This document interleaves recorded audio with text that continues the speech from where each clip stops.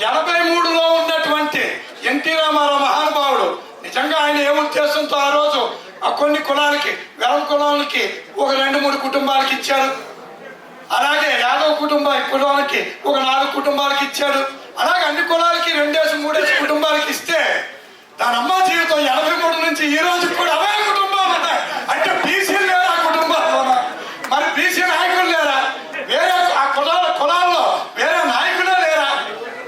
అంటే ఎప్పుడు కూడా బీసీ పేరు చెప్పి అదే కులాలకి ఒక్కొక్క కుటుంబంలో 4-5 పదవులట, కేంద్ర పదవులు కేంద్ర ప్రభుత్వం మంత్రి వాళ్ళకే, రాష్ట్ర మంత్రుల వాళ్ళకే, ఎమ్మెల్యేల వాళ్ళకే, విప్పులు వాళ్ళకే. ఏమిటి అన్యాయం? అడిగామంటే 23లో అడిగితే నా మీద SC/ST కేసు పెట్టి జైలుకి పంపించారు. ఒక మీటింగ్ లో మాట్లాడితే నా వ్యాపారానికి లోన్లు రాకుండా నా కన్స్ట్రక్షన్ నాకు పర్మిషన్ ఇచ్చి ప్లాన్ అప్రూవల్ ఇచ్చి నేను 5 స్లాబ్లు కట్టిన తర్వాత నేను కన్స్ట్రక్షన్ చేస్తున్న ఇంటికి బ్యాంకు లోన్ ఇవ్వకుండా ఇబ్బందులు పెట్టారు.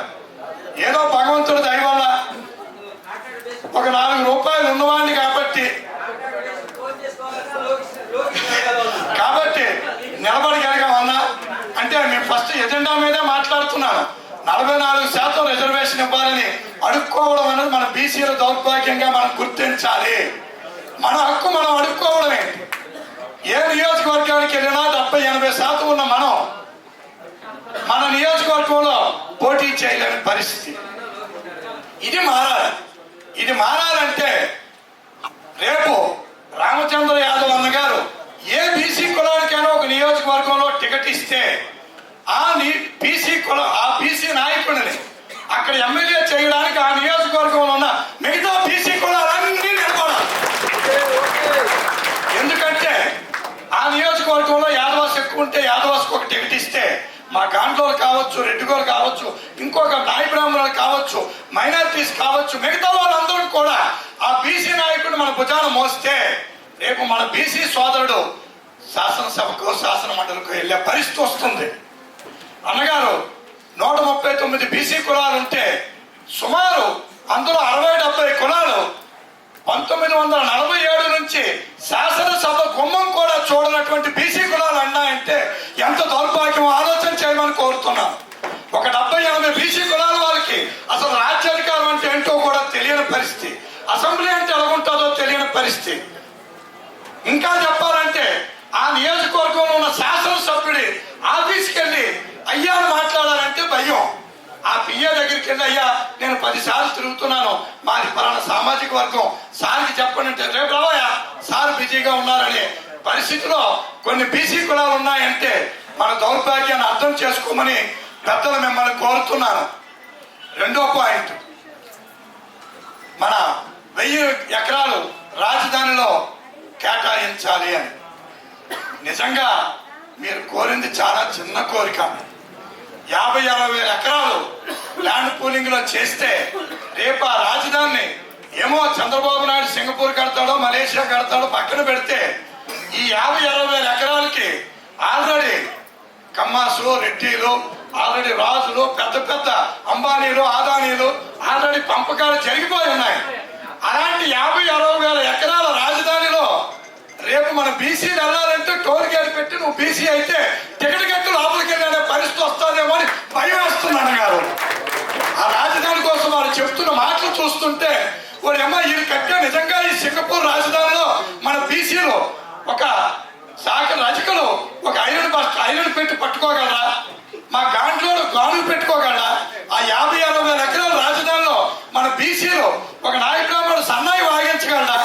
అంతా కార్పొరేట్ సామ్రాజ్యం అయిపోతే ఆ 50-60 వేల ఎకరాల్లో కనీసం ఒక 5,000 ఎకరాలు మన బీసీలకి సామాజిక వర్గానికి కేటాయిస్తే మన బీసీ కులస్తులకు ఒక్కొక్క కులం తాలూకా పిల్లలు చదువుకోవడానికి ఒక స్టడీ సెంటర్లు మనం వస్తే ఒక కళ్యాణ మండపాలు, మనం ఒక సమావేశం ఏర్పాటు చేసుకోవడానికి ఒక ఫంక్షన్ హాలు అలాంటివి చేసుకోవాలంటే ఆ 50-60 వేల ఎకరాల రాజధానిలో మనం 60% ఉన్న బీసీలో 10% 5,000 ఎకరాలు అడగడంలో తప్పు లేదేమోనని నా ఆలోచన. కాబట్టి దాని మీద కూడా దృష్టి పెట్టి మీరు ముందుకెళ్లాలని కోరుతున్నాను. మూడో పాయింట్, బీసీలకు రక్షణ చట్టం. అసలు బీసీలకు రక్షణే లేదన్నగారు.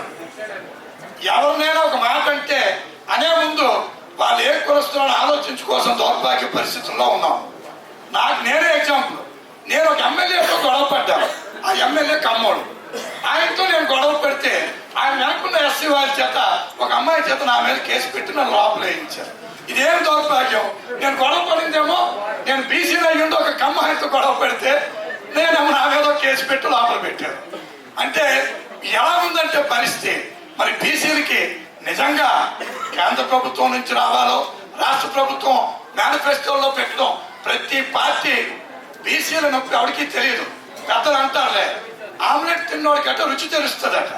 ఆ కోడి కదా, గుడ్డు పెట్టిన కోడి కొత్త నొప్పి తెలుస్తుంది. కాబట్టి అధికారంలో ఉన్న నాయకులకి ఏం తెలుస్తుంది? బయట బీసీలు పడుతున్న నొప్పి, బాధ. అంతే కదా. ఆ పార్టీలో ఉన్న బీసీ నాయకులు కూడా రాజ్యాధికారంతో వేలాది కోట్లు, వందలాది కోట్లు పిల్లలు ఎక్కడెక్కడో తరతరాలు సంపాదించుకున్నారే. మరి రోడ్డు మీద తిరుగుతున్న బీసీ నాయకులు, బీసీ కులస్తుల తాలూకా బాధలు వారికి తెలియవు. కాబట్టి ఈ రక్షణ చట్టం తప్పకుండా రావాలి.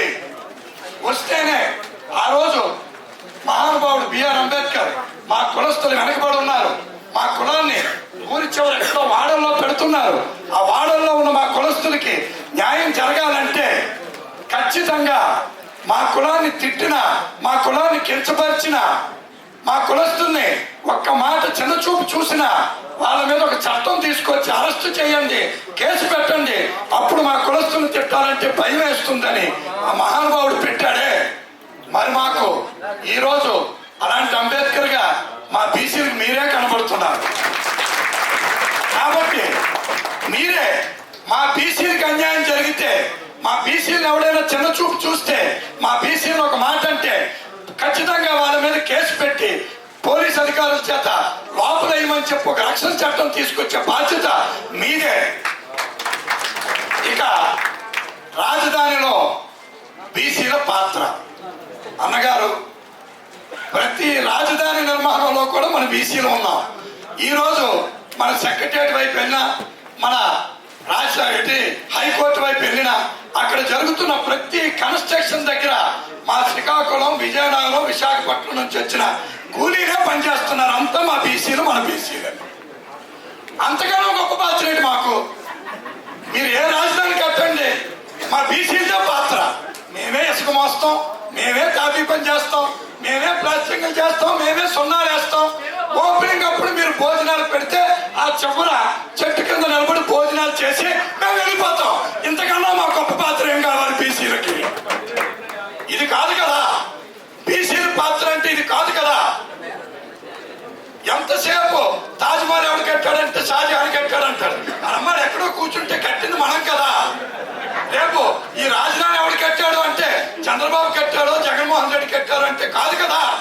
దానికి కూలీలు ఎత్తిన రాళ్ళు ఎత్తిన కూలీలు ఎవరు? మన బీసీలు కదా. రండి, నేను ఓపెన్ ఛాలెంజ్ చేస్తున్నాను. అక్కడున్న కూలీలందరూ 10,000 మంది పనిచేస్తే 2 కమ్మలు ఉన్నారా, ఒక్క రెడ్డి ఉన్నారా? అంతా మన బీసీలమే. మరి ఇంతకన్నా మన పాత్ర ఏంటుంది? ఇది మారాలి. రాజధాని నిర్మాణంలో ఇది మారాలి. మీరు పెట్టిన ఈ 4 పాయింట్లు ఏది జరగాలన్నా మనకు రిజర్వేషన్ రావాలన్నా, 1000 ఎకరాలు కాదు 5,000 ఎకరాలు కావాలన్నా, రాజధానిలో మన పాత్ర ఉండాలి, మనకి గుర్తింపు ఉండాలి అన్నా, కోడే రాంప్రసాద్ యాదవ్ అన్న అర్జీ పెట్టే దాని మీద సంతకం పెట్టకూడదు. అనుమతి ఇవ్వడానికి జీవమే సంతకం పెట్టే స్థానంలో ఉందా? మీరు ప్రభుత్వాన్ని అడిగే పరిస్థితుల్లో ఉండకూడదు. మా తరఫున మీకు 1000 ఎకరాలు అడిగారు, రాజధానిలో మీకు 2,000 ఎకరాలు కేటాయిస్తున్నానని జీవమే సంతకం పెట్టే స్థానంలో మీరుంటేనే మా బీసీకి న్యాయం జరుగుతుంది.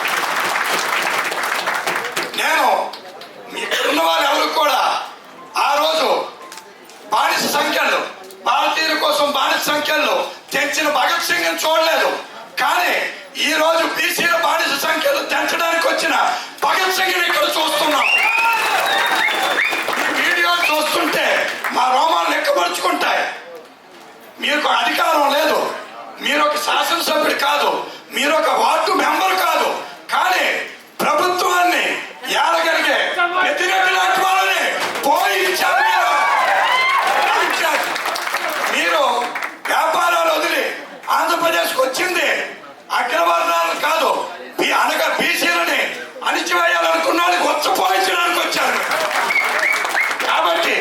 మిమ్మల్ని స్ఫూర్తిగా తీసుకొని ధైర్యంగా నిలబడుతున్నాను. అన్న, మీరు ముందుకు వెళ్ళండి. మీతో నడవడానికి నేను సిద్ధం. మీరు సిద్ధమా? అన్న చేసే మహాయజ్ఞంలో సమిధ నవ్వడానికి నేను సిద్ధం. మీరు సిద్ధమా? అంటే మనందరికీ ఒక గుర్తింపు.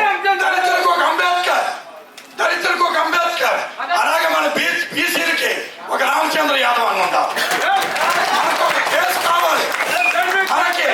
మన కారు వెనకాల స్టిక్కర్ రామచంద్ర యాదవ్ అన్న స్టిక్కర్ ఉంటే మన ముందు మన కారు బోనెట్ మీద మన పార్టీ జెండా ఎగిరితే ఆపడానికి పోలీసులు భయపడాలి.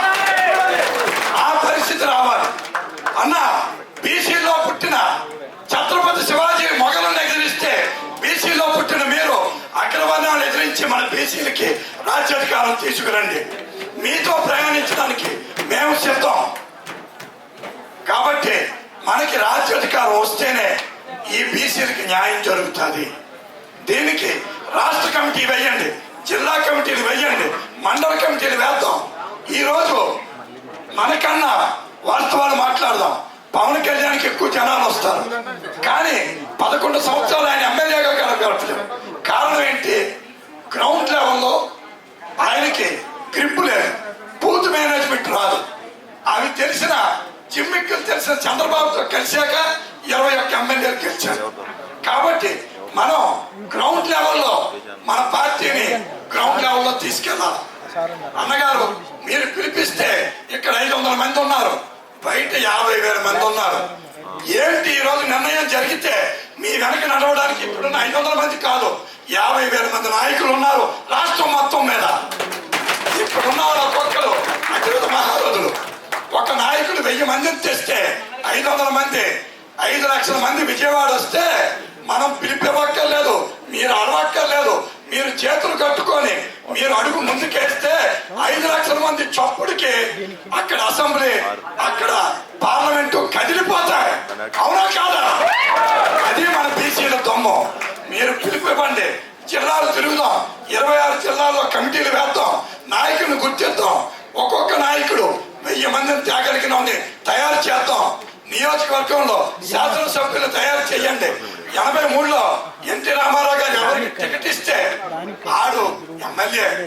రేపు రామచంద్ర యాదవ్ నువ్వు ఈ నియోజకవర్గానికి నాయకుడు అంటే ఆయన శాసన మండలికి పంపించే, శాసనసభకు పంపించే బాధ్యత ఇక్కడున్న బీసీలది. కాబట్టి ఈ ఉద్యమాన్ని ముందుకు తీసుకెళ్ళండి. మీ స్ఫూర్తితో మేము పనిచేస్తాం. ఈ అవకాశం ఇచ్చినందుకు మీ అందరి తరపున, మా బీసీల తరపున మీకు కృతజ్ఞతలు తెలియజేసుకుంటూ సెలవు తీసుకోండి. జై బీసీ, జై